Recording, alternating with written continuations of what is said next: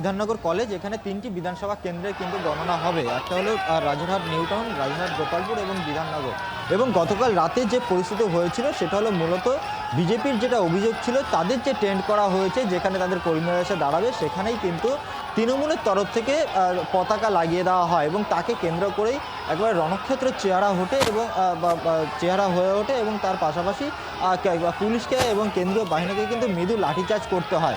এই মুহূর্তে বিধাননগর যে কলেজ রয়েছে সেখানে একদিকে যেমন কেন্দ্রীয় বাহিনী ঘেরাটোপে রয়েছে এবং এই মুহূর্তে উচ্চপদস্থ যারা আধিকারিক পুলিশ তারাও কিন্তু এখানে এসে সকাল থেকে এসে পৌঁছেছে এবং নিরাপত্তা ব্যবস্থা কি করা যায়, কোথায় কীভাবে কারা থাকবে, এই সমস্ত বিষয় নিয়ে আজকে কিন্তু একটা যারা প্রার্থী তাদের সাথে একটা আলোচনা রয়েছে এমনটাই আমরা জানতে পারছি। তার কারণ দেখা যাচ্ছে যে জায়গায় দুটি দলের যে টেন্ট সেটি কিন্তু রাস্তার এপাশে এবং অপর পাশে এই দুটি জায়গায় করা হয়েছে, সেখানে দাঁড়িয়ে একটা গণ্ডগোলের আশঙ্কা কিন্তু থাকছে। সেই জায়গায় দাঁড়িয়ে পুলিশ এবং যারা ক্যান্ডিডেট রয়েছে, প্রার্থী রয়েছে, তাদের সাথে আলোচনা করে কোন দল কোন দিকে থাকবে সেই বিষয়টা নিশ্চিত করবে।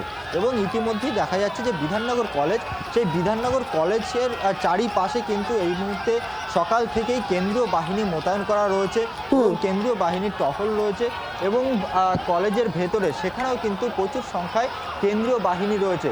অর্থাৎ রাত পোহালেই কিন্তু গণনা শুরু এবং তার আগে কোনো রকম যাতে অপ্রীতিকর ঘটনা না ঘটে সেই কারণেই কিন্তু এরকম একটি সিদ্ধান্ত নিয়েছে পুলিশ এবং কেন্দ্রীয় বাহিনীর ঘেরাটোপে রয়েছে বিধাননগর কলেজের যে স্ট্রং রুম সেটি।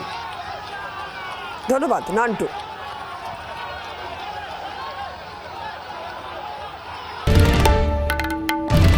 বাংলার আওয়াজ, বাঙালির আবেগ, জি 24 ঘন্টা।